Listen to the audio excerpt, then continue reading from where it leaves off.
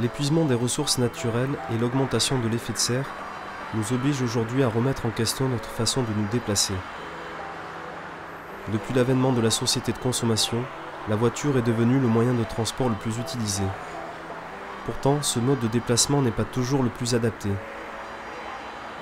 En ville, une voiture sur deux parcourt une distance de moins de 3 km.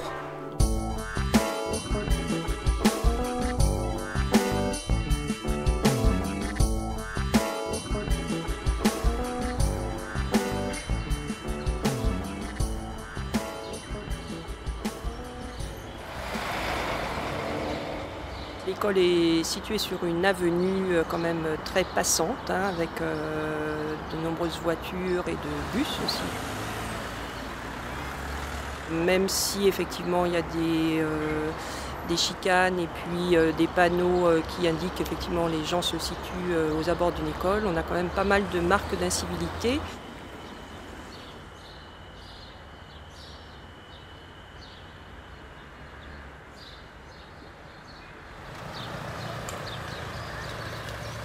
Avec des voitures qui roulent vite. Les parents sont pressés le matin, viennent les récupérer, sont également pressés. Donc on fait monter très vite les enfants. Moi je vois aussi des enfants qui sont assis devant, sans ceinture de sécurité. Donc voilà, c'est tout un travail effectivement, je pense, de longue haleine et de sensibilisation.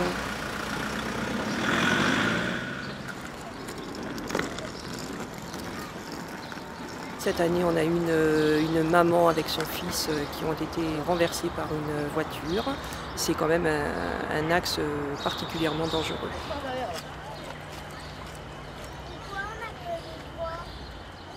Aujourd'hui, le fait d'avoir recours à la voiture de façon systématique va conditionner nos enfants à faire la même chose lorsqu'ils seront grands. Donc nous, on veut travailler justement sur ce conditionnement et leur apporter d'autres solutions.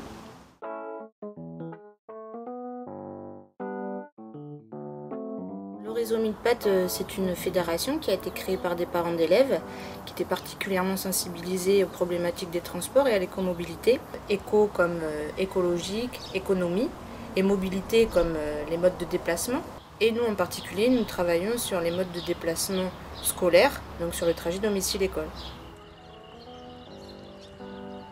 La mission du réseau est en fait d'accompagner les parents d'élèves désireux de mettre en place des modes de déplacement doux de type pédibus, vélobus.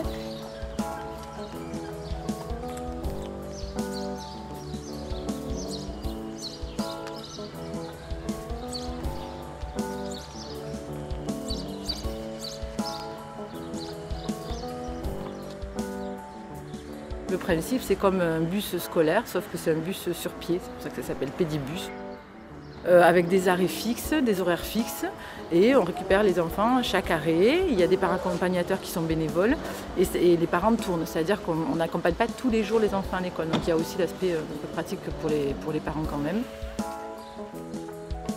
C'est la rencontre le matin avec les autres, en amont de l'arrivée à l'école, une discussion, déjà une première rencontre, même pour moi, même si je n'accompagne pas, une première rencontre des parents.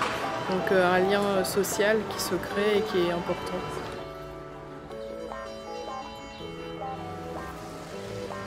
On peut avoir entre 8 et 14 enfants et on a privilégié en fait le fait d'être 3 adultes parce qu'on a plus de la moitié qui sont en maternelle.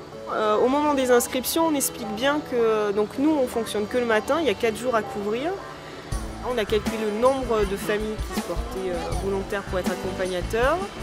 On savait que nous, il nous en fallait 3 par jour. Et ensuite, il y a des parents qui nous disent « moi, je peux être vraiment disponible qu'un jour ». Il y en a qui disent « moi, je peux être disponible sur les 4 jours, mais 2 jours ». Et on fait notre petite sauce. Il y a quand même des règles à respecter malgré tout dans le pédibus. Au fait de se tenir en collectivité, parce qu'il faut tenir un rang, il faut que le Mille-Pattes soit compact. On leur dit souvent qu'il faut avaler le trou.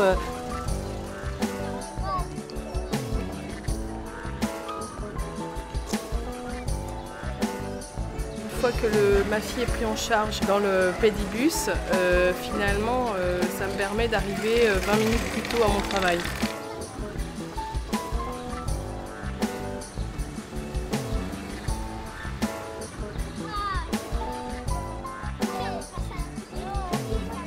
À l'arrivée en classe, les enseignants le constatent, les enfants donc arrivent et sont beaucoup plus disponibles parce que toute l'excitation du début de journée, elle est passée sur ce trajet où ils ont pu discuter avec les copains.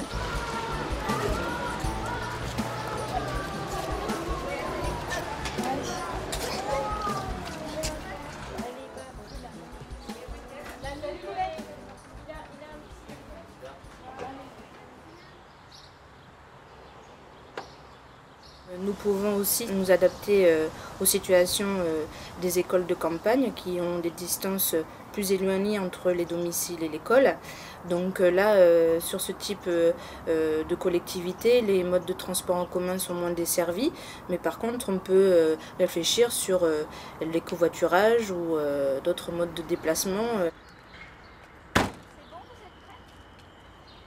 En fait, on a pas mal de parents qui souhaitaient mettre en place un covoiturage parce qu'ils auraient voulu inscrire leur enfant au pédibus, mais on s'est rendu compte que ce n'était pas faisable en termes d'accessibilité de la voirie.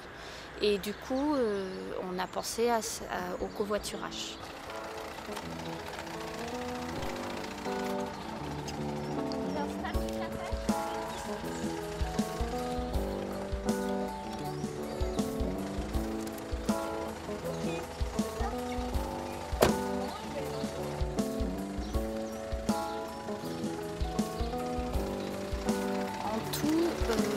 On a 4 enfants dans la voiture, donc moi j'en ai 2 et on a 2 autres familles. Donc on est à 3 familles pour une voiture. On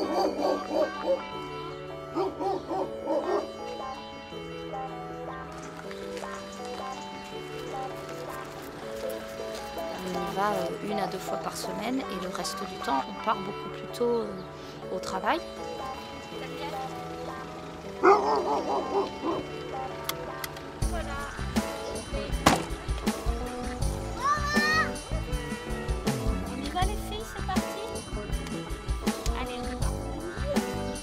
Et les enfants sont ravis de partir à l'école tous ensemble, d'arriver tous ensemble.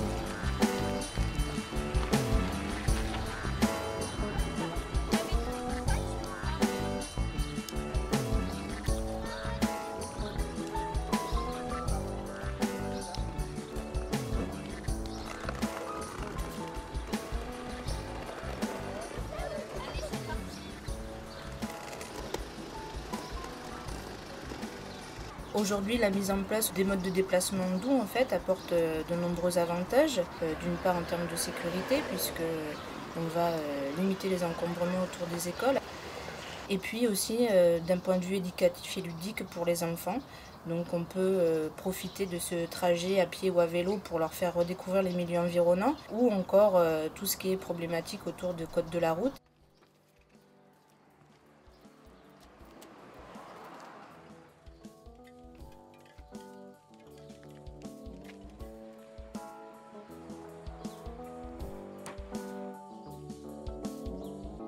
On était quelques parents qui avaient vraiment envie que les déplacements se fassent en vélo plutôt qu'en voiture.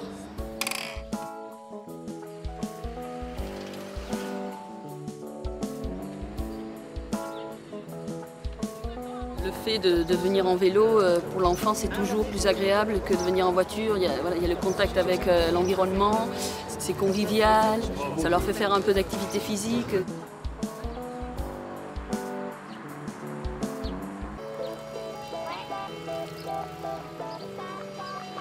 On passe pas sur des pistes cyclables. On a choisi en fait de faire les circuits avec la police municipale, ce qui permet de sécuriser les trajets. Donc ils nous ont dit où il fallait passer en priorité avec les enfants. Oui. Même quitte à se rallonger un petit peu, d'éviter les zones où il y a énormément de circulation.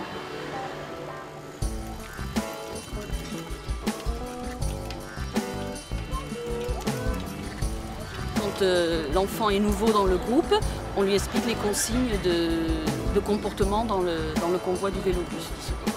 Alors il y a la consigne de ne pas se séparer de plus de 2 mètres, ce qui permet qu'il n'y ait aucune voiture qui s'infiltre entre le groupe, qui créerait un danger, augmenterait le danger. Après, ne pas se doubler, écouter les consignes des accompagnateurs, avoir un casque, on signale avec la main. Voilà, quand on s'arrête, Nous avons commencé avec une dizaine d'enfants inscrits et puis maintenant on en est à 20. Sachant que nous avons 3 lignes de vélobus. On a pratiquement les lignes complètes parce que c'est 7 enfants pour 2 accompagnateurs.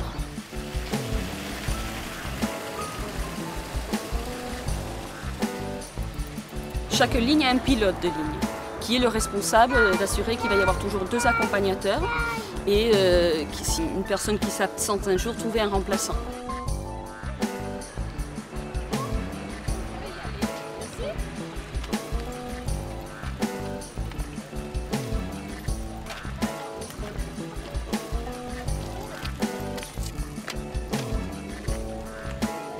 Ça limite aussi les voitures à la sortie de l'école. Plus tard, surtout, ça peut leur permettre justement d'aller à l'école tout seul. Qu'ils deviennent autonomes au niveau de déplacement en vélo.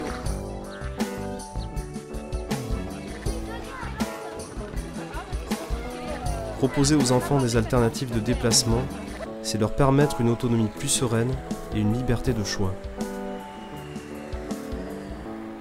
L'écomobilité est une réflexion sur les déplacements moins polluants, moins dangereux et à moindre impact sur l'effet de serre. Selon la nature du trajet, ne pas prendre sa voiture systématiquement peut permettre une régulation du trafic routier et des économies réelles sur la consommation de carburant. C'est vrai qu'on n'a plus de voiture depuis à peu près 6 mois. 2 filles de 1 et 3 ans, donc au début on se demandait un peu comment on allait faire. Alors ce matin, je les ai déposés à la crèche en remorque, une remorque que j'attache derrière le vélo. Ensuite je suis allé au travail avec ce même vélo. Et puis là j'ai besoin d'une voiture pour aller en rendez-vous, donc je suis arrivé en V-Cube et là je me rends à la station d'autopartage Autocool qui est place Jean Jaurès.